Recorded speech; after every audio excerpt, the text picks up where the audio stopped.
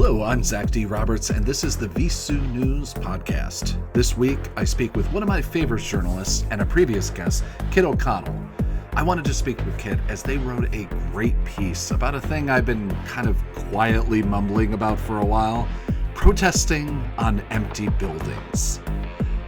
Well, it's a bit deeper than that, but let's just get into it. So my name is Kit O'Connell. I use they, them pronouns. I've been a journalist off and on for quite a while, but full-time since essentially 2012. I got involved via the Occupy Wall Street movement, eventually got hired by Fire Dog Lake, which is an early political blog from the time when sites like HuffPost were just getting started. And I became an editor and correspondent for them. And I've been a journalist ever since then. Most recently, as far as official positions I've held, I was the digital editor at the Texas Observer for about 2 years. I'm currently a freelancer here in Austin, Texas. Mm-hmm. That, it's something that I've been talking to my I just say the younger folks about the early blogosphere and kind of how all that started, where it was like individual people had blogs and then kind of larger ones doing. And I feel like we're just fucking doing that all over again with Substacks and like private email lists, where it's just like eventually 2 years down the line, somebody's going to be like, hey, why don't we have this collective of Substackers that are in this one website? I think 404, there's a couple of people that have already done it, but it's just like, as somebody who spends like $50 a month on different people's newsletters and Patreons and things like that, at least, I hope that gets sooner rather than later, that starts moving that way. I hope so. I also hope that Substack itself is not the winner of that battle, because Yeah. I don't personally really like. I want to support my friends that are on Substack, but I don't like money going into the pockets of the Substack folks. Yeah.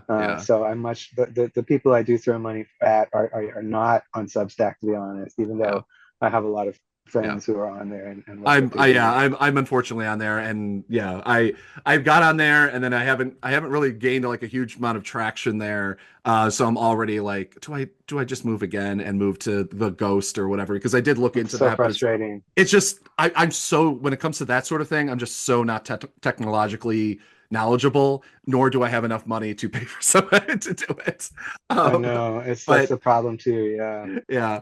But you wrote this great piece, Stop Marching on Empty Buildings, Strategic Action in the Trump Era.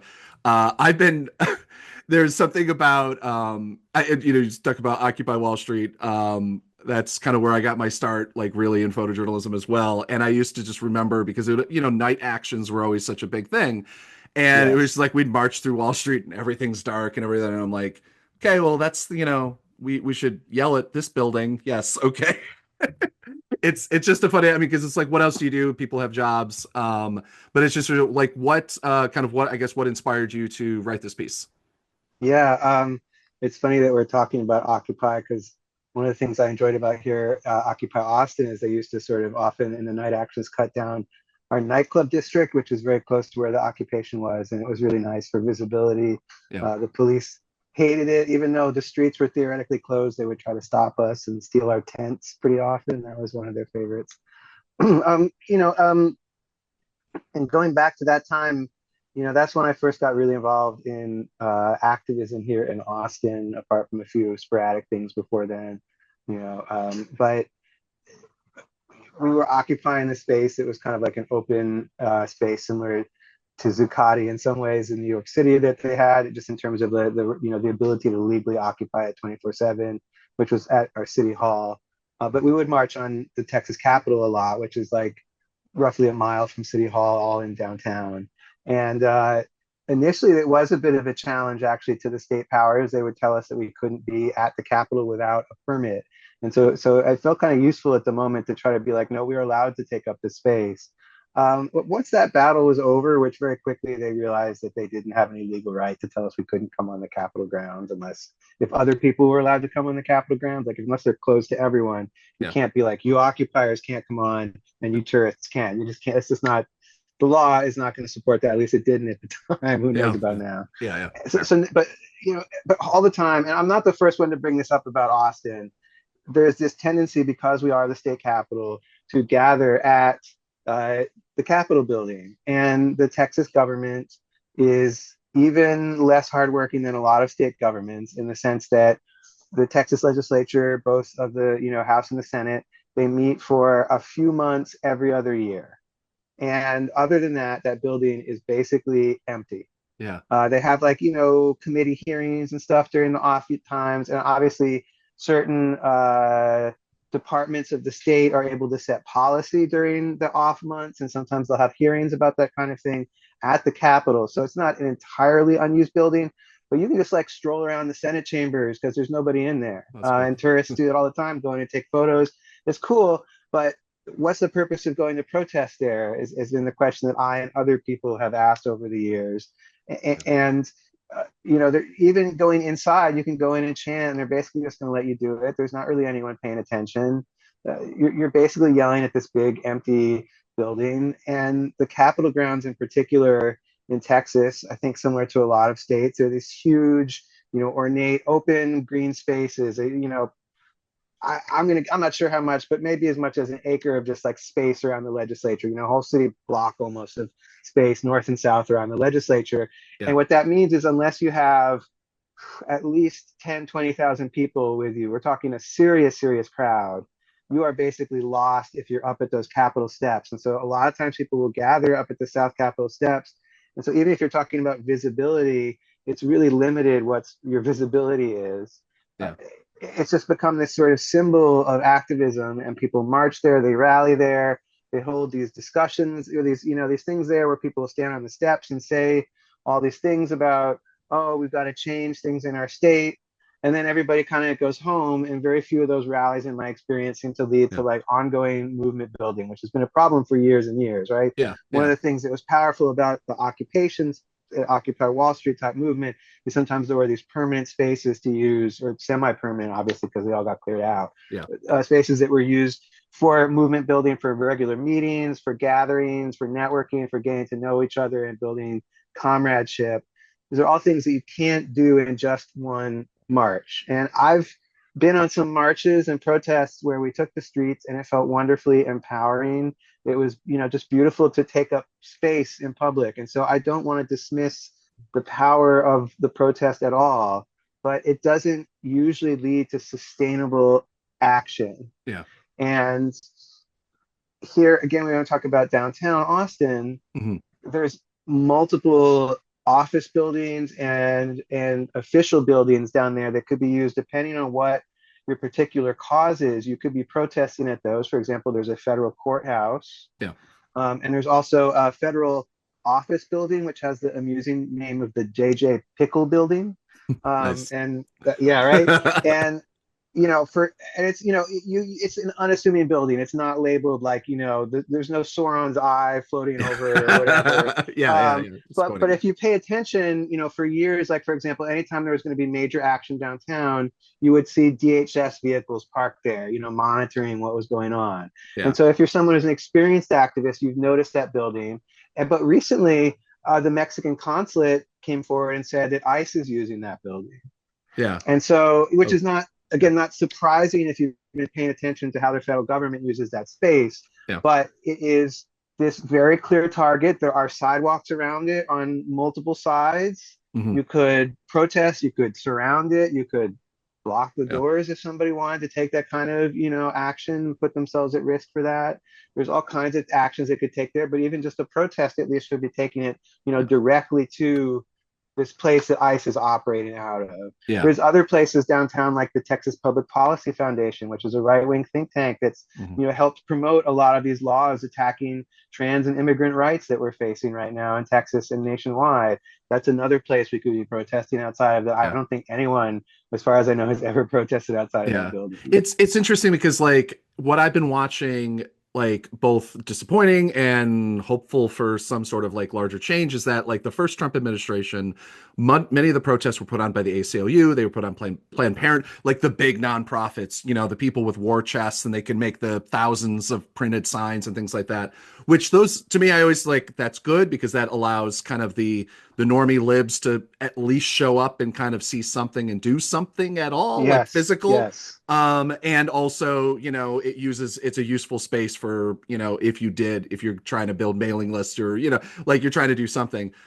I'm shocked. I mean, like, I know all of these big groups, Planned Parenthood. I just pick on them because I'm a fan of small local clinics and giving your money to them and not giving them to the big 501(c)(3)s. But it's I haven't seen anything. I mean, it's just like I haven't heard them really speaking out. I haven't seen them like organizing anything. There was the People's March, and literally the Planned Parenthood group was filming their own little commercial off to the side with 30 or so people in t-shirts and stuff like that. And it was just one of those. It's like I becoming more disheartened, and like I was happy to see, like I think you mentioned in the piece, the was it 505, 05, 01, 50501, 50 states 505. protests. Yeah, yeah, Yeah, yeah. and it's just like, and like obviously there's a lot of suspicion. There was a lot of suspicion, at least in like kind of like my journalists were like, who are these people? No one we know is connected to them, and things like that. And like, I don't know, do you have some like some hope that like maybe the kind of the vacuum of the large nonprofits not doing anything are maybe causing people, because people want to like just get out in the fucking streets, at least do something. Um, Yeah, I think there's probably a story to tell about that 50 states protest. It seemed to be largely organized on Reddit, which I found yeah, very interesting. It might be yeah. one of the first sort of mass protests that was originated on Reddit, to my knowledge. I might Other be than wrong about that. the Trump administration, Oh, well, sure, yeah, but or say Donald, and but yeah, left-leaning yeah, yeah, protests to be, inspired by Reddit. I suspect that there may have been uh, somebody behind that one a little bit, but I also think it was obviously clearly just like a grassroots thing at some point that just kind of, even if a Democratic influencer or something set it off, I think it kind of just spiraled into its own thing.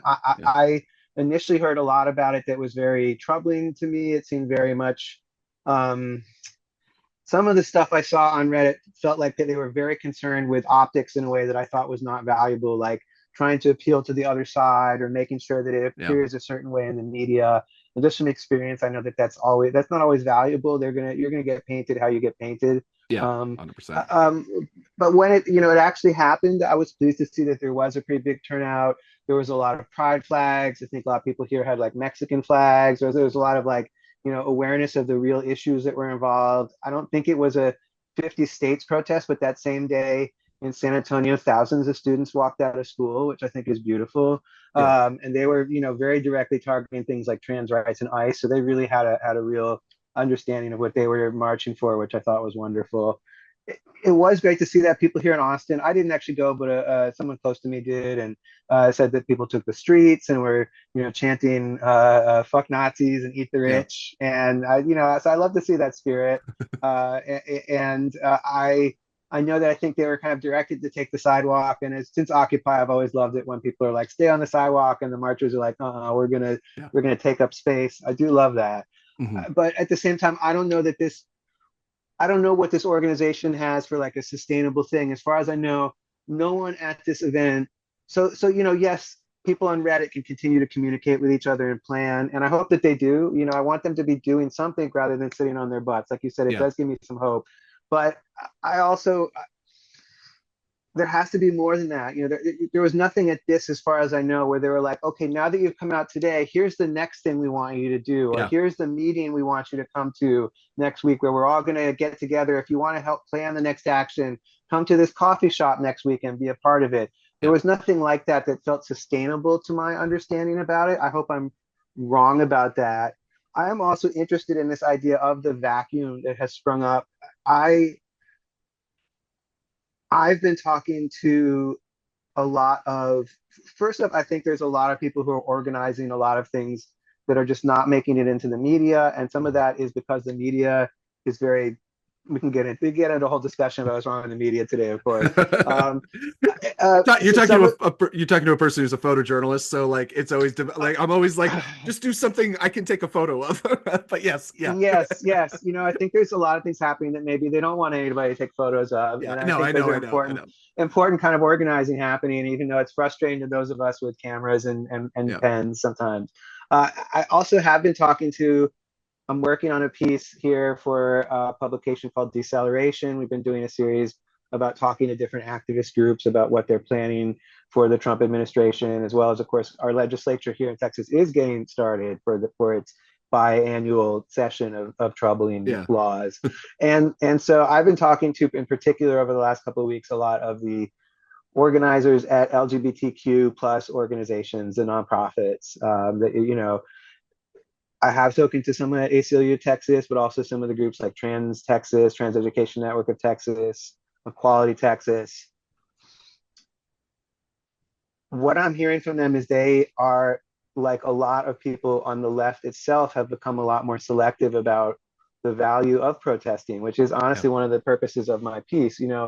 There was this explosion of protest after the Trump administration came into office during the first round, but some of that was not beneficial to us. Those J20 protests in Washington, D.C., for all the spirit of them, and I don't want to blame anybody for going, but people got caught up in the system for months and months and months and months for protesting at that. And Yeah. you know, does that make it right or wrong that they were there? I'm not going to comment on that, but it was a choice that ended up taking a lot of people out of action for a long time because they showed up on that one day to symbolically protest the Trump Yeah. administration. So that's like a question people are asking themselves. And you want to talk about the previous legislative session? There was actually more laws by this point, roughly, in the legislative session that were actively targeting trans and LGBTQ people. In Texas, a lot of bills get introduced, but they don't necessarily make it out of committee. They just kind of sit, and it's just sort of symbolic for the legislators to enter them into Yeah. the records, even knowing that they won't have any chance of passing. But there was a lot more laws that were anti-trans that moved last year and required protest. And there was a day that there were a lot of people came to testify. And so then after testifying, they were standing in the halls and chanting. And out of I wasn't there, but from what I understand, pretty much out of nowhere, with very little warning, with no buildup that people noticed, even experienced activists, the state troopers moved in and were very violent in making a few arrests of people Yeah. who were chanting. And it's changed how these activist groups have looked, or these nonprofit groups have looked at this idea of this like symbolic rally, where they're like, okay, the state is very deliberately targeting trans people and queer people largely for these genocidal actions. Is it right for us to call people out to symbolically protest, to symbolically testify? And they are still having those, but they're also telling people, weigh whether you feel like it's worth it for you. And when I talk to them, Yeah. they're telling me the same things I hear from some of my anarchist friends, which are like, the most important thing you can be doing right now is building tight networks in your communities to protect each other. And Hmm. so I'm hearing the same messaging from some of those people inside these, mainstream LGBTQ Texas nonprofits that I'm hearing from my pretty far left friends, which is, now's the time to really organize in your communities to protect each other, to think really crucially about what kind of actions we are taking. In terms of things like actions at the legislature, they're saying stuff like, don't bother coming when the Senate's doing things because it's just full of a bunch of old people that really don't give a damn about your rights. But Hmm. maybe do consider coming when the House is hearing things, because Yeah. things are different in the House. And so there's this kind of, even with the nonprofits, I'm seeing this more deliberation about how we use our energies during the second Trump administration. And Yeah. while it's you know I understand why it's disheartening to people to feel like, oh my gosh, there's nobody out there taking action. There is, I think, stuff happening. The other piece of that, though, for me is for those of us who are more experienced, and if you do have the energy, now is a time to try to approach these groups like 50 states. I know there were people out, in Austin talking, handing out zines and information and stuff Yeah. here in Austin, and now is the time to be trying to build something off of these sort of moments of rupture where people who are more, I think there's a lot of people who were very invested in the two-party system, who are feeling very alienated from that, who we might have considered like centrist liberals before, but some of those people are going to be willing to take more extreme action. Yeah. Something I always remember about here in Texas from 2017, I think there was a really big rally of anti, it was like an anti-Islam rally that was going to happen at the state capitol. And Mhm. a bunch of people organized to just shut it down. We were like, we're not going to let this That's happen. great. And, very deliberately, openly anti-fascist organizing that was happening. And some folks put the word out and said, look, as long as you're willing to respect diversity of tactics, we'll take whoever. We need just like raw numbers at this thing. And if you're not going to like peace police us, we're not going to, call you dirty libs today. Let's have a truce. And Yeah, yeah, um, I was really surprised. Like a bunch of people from this organization called Pantsuit Nation. It was like this super like Hillary booster kind of organization.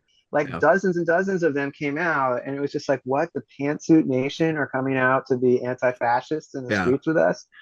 I mean, hell yeah, yeah. welcome. Like you want to come out in your pantsuits, and Get a by all matching means, please. bandana and a hoodie Yeah, and put a hood yeah, on let's it. do it. Let's do it. Like so, I I think this is one of those moments where we have to be open to, working with people who are across the left and maybe even some people who are coming in, from more conservative places and realizing how much they've screwed up. Yeah, So I think there's probably not that many. There's people who have really fallen under the spell of this extremism, but there are some people I think right now who are realizing, I am hearing from, you know, people whose more conservative parents are really freaking out about what Elon Musk is doing. yeah, And there is this moment where maybe we can reach a few people who weren't on our side, both like liberals and more centrist people, yeah. and kind of create something. I not necessarily my job as the reporter to say what that something is. Yeah, I even know I'm someone who does get involved with movements. I try not to be at the front of them, and so, Yeah. but I do feel some hope. I hope people are willing to step in and try to kind of catch some of these new people and kind of because this energy that they're bringing can be really powerful and inspiring. But there's also maybe somebody can be like, hey, let's march on the JJ Pickle building next time instead of the Capitol, and that Yeah. kind of thing. Somebody can step in and do that. That might be really powerful. The signs make themselves. I mean, really, just you have so much content to march on the pickle building. The Okay. pickle I'm just building. saying. I know. You The got pickle Rick, headlines. you got all these things. Yeah, they put them in a pickle, something like that. I don't know. Oh I'm yeah, not a it's New York Post headline writer, so I don't know. But what's the kind of thing as an editor that you would love too? Like, exactly. pickle puns in your headlines. Yeah, Please, yeah. please give me the chance to do a pickle pun.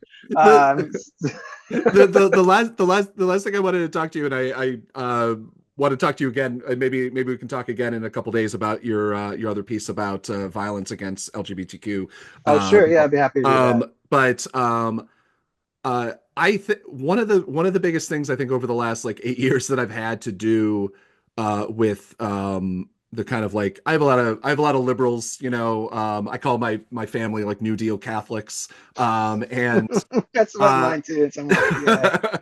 Yeah. we literally have like a painting of Jack Kennedy on a beach in Cape Cod at the top of our stairs. I'm not kidding. Like it's yeah.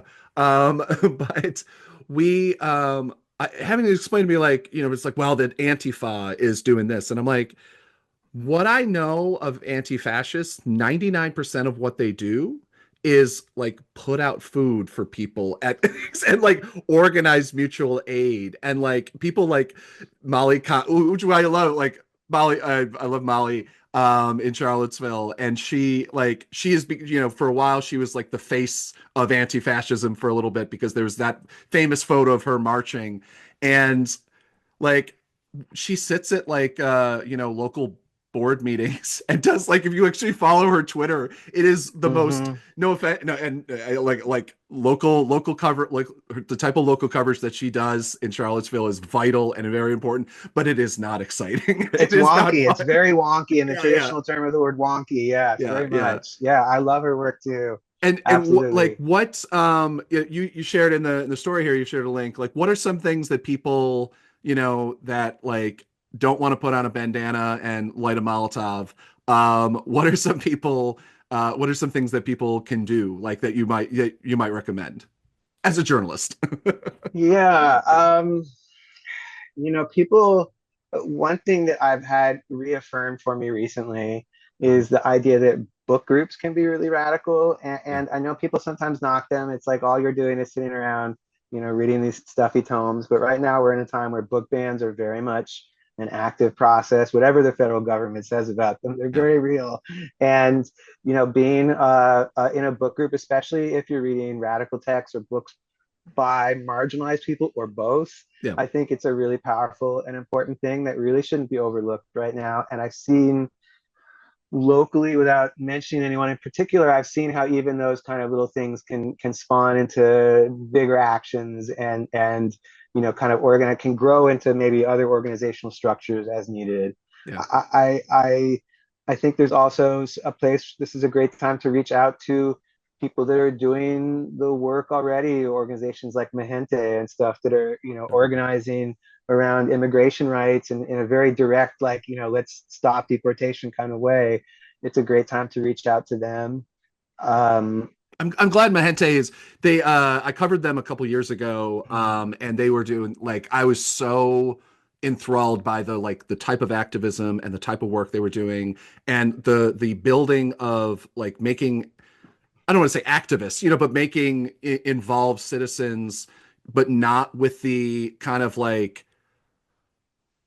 not I don't want to say dread, but the drudgery of that. A lot of like kind of, if you like, I don't know, like back before, even before Occupy, but the Bush administration anti-war protests. Like I worked briefly with my local peace council, and oh my God. Like it was just like, as a person who's like doesn't is not been a huge fan of the like the granola side, and put in the patchouli and kind of the old hippie kind of thing. Like I was just like, okay, we don't have to just have this, but like having it at like cool restaurants and things like that, like they were having their meetings and like having, and it was just like it felt fun to be an activist, which is something that I personally hadn't felt when I was in my like late teens and early 20s. I it felt like it wasn't just work. It was like, okay, I'm in a black and white movie still. And like that group, like I really felt as though, they did something. That's just I'm a huge fan of theirs. So but yeah, that was something that always um, was important to me in our local Occupy. Again, going back to that, we had a rule that was we would celebrate every victory. And I always yeah, thought that was so important just to like take a moment to be together. And I've heard also like, people say like for every protest, a barbecue, things like that. And I yes, think there's some real value to that of just like, we need to be building community. And I think right now social connections are incredibly important. And there's a tendency even on the left to like downplay the importance of like social connections and yeah, networking and building, just like building close knit people. Yeah. yeah, And that's really so important right now. And you're right. Groups like Mahente are they're really so good at making it engaging and exciting and accessible. hmm, And that's so important right now. I've heard there've just been thousands of people on some of their training Zooms recently, just huge turnouts, which is wonderful to hear that. So yeah, get involved with groups like that in your area. I think um, I hope there's you know I think I've seen a lot of people talking about LGBTQ plus folks returning to more like act up type era hmm, tactics, and I'd love to see some of that happening. I think there's a lot of ways to offer support. There's been a lot of like reach out to your trans friends and ask if they're doing okay, and I think that's great. Like I have appreciated that, but also I would love it if my cis friends would think about like what concrete steps are they willing to take to help their trans friends if it comes to that. Is it yeah. feeding them? Is it donating to their GoFundmes and Patreons? Is it That you is know actually that's been my pledge this year, that all of my fundraising dollars are going directly just to GoFundMe's. I'm not giving to like doctor. I might keep my Doctors Without Borders like sure. thing going, but like all of my money, like any fundraising, I'm trying to figure out how to set up a thing I can sell prints, and like 50% or something, whatever it is, will go towards that sort of thing. Because the fact that, I mean, we have a local children's care center that did used to provide some sort of care, and they just up it without telling doctors, without telling any staff. They just decided one day they were done doing it, and it's a vital thing. It's CHKD. It's a children's hospital. I forget what it's the King's Hospital. Anyway, but it was like one of those just came out of the blue. I have a friend who works for them, and she was shocked because she works in HR, and she didn't get any warning that they were going to do that make that kind of Mm. decision on a, obviously it's not a corporate, on a huge nonprofit level, to just end it. And I live in Norfolk, Virginia. It's not a, it's not a bad place, but it's not a, You go 20 miles outside of town, maybe not even that, and it's very red. It's very red. So you don't know that in Austin, you don't know what like that's in Austin at all. So Right, yeah, for real. yeah. Oh, yeah. But yeah, the last question, unless you had anything else, the last question I ask everybody I interview lately, it's a very basic question. I'm sorry I didn't tell you this. Internet, good idea or bad idea? No. Oh boy. That was an easy one to answer in the Occupy era. I would have been like, good idea, Yeah, yeah, yeah, yes. right. I don't know how we get back to that. I think good idea, but I personally think maybe we're still better off just being on blogs. Like instead of being all on Substack, Yeah, let's go back to blogs and web rings. That's the good idea, yeah, internet. Let's yeah, bring that back. And I've seen people doing it. I even have seen people building web rings again. yeah, And let's do it. Let's make direct connections. Let's have blog rolls on our websites. mhm, Let's I don't know. Yeah, good, but when we control it, I yeah, think we have to return to a time when creators are controlling their own content and not as little as possible giving control of it to somebody. And I'm still, again, Patreon is one of my income sources. And so they could turn on me just like yeah. they've turned on other people. So I'm not immune to this, but I've been trying to like rebuild my website lately. Mhm. And that's something that I think everybody should be trying to create as much of a bomb-proof following as they can because we just know that things change. The landscape changes so much and so rapidly. So we have to be prepared for that as creators. Yeah. I'm waiting for the blue sky turn. I'm like so like not hope I'm on blue skies. That's the one that kind of stuck for me. And I'm just Hmm, like, oh hmm. please don't. Like I still have Twitter because I have things that were cited in congressional reports there. And it's just like I don't feel like deleting everything there because there's so much historical record that's there, which is its own conversation that at some point I think For all sure. I think we should have like a bunch of journalists kind of have this like terrifying conversation of like going. I mean, all I used to work for the shoot for the Village Voice. They up and deleted the new owners deleted all of my photography. So like stories of Occupy Wall Street, stories of Charlottesville, everything like that just gone. Anyway, that's a different rant. Well, Yeah. I can respond to that though. That like I was just featured last year in the Columbia Journalism Review. Really flattering, wonderful Mhm. moment for me in my career. But one of the things that the reporter Lucy was trying to do when she was investigating me was find some of those early pieces of Yeah. writing that I had on those blogs like Fire Dog Lake. And I had to be like, I can't, unless you can find it buried on my homepage. If Yeah. I didn't cross post it there, it's gone. There's Yeah. no way I'm No. going to find those things. I, And yeah. there is all this media that we created that's gone, which is too It's bad. depressing. I wrote. I was a friend of mine was the like blog editor and kind of like interview editor and type of thing for Suicide Girls. Oh And yeah, they so had some she's great like, writing on there. yeah, yeah. Well, thank you.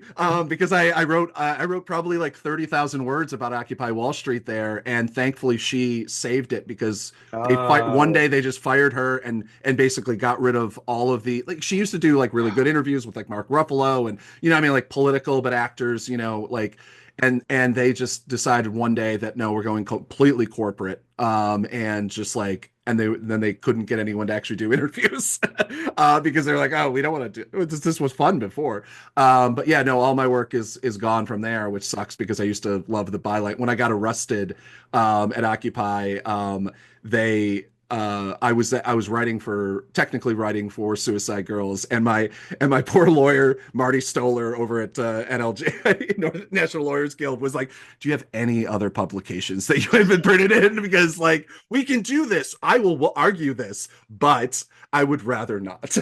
So explaining to the judge what a suicide girl yeah, is. yeah, I yeah, kind of wish I could have and seen that. it's like Playboy, but the articles, like for Hmm, modern. hmm, Yeah, sure, hmm, sure, sure, hmm. sure.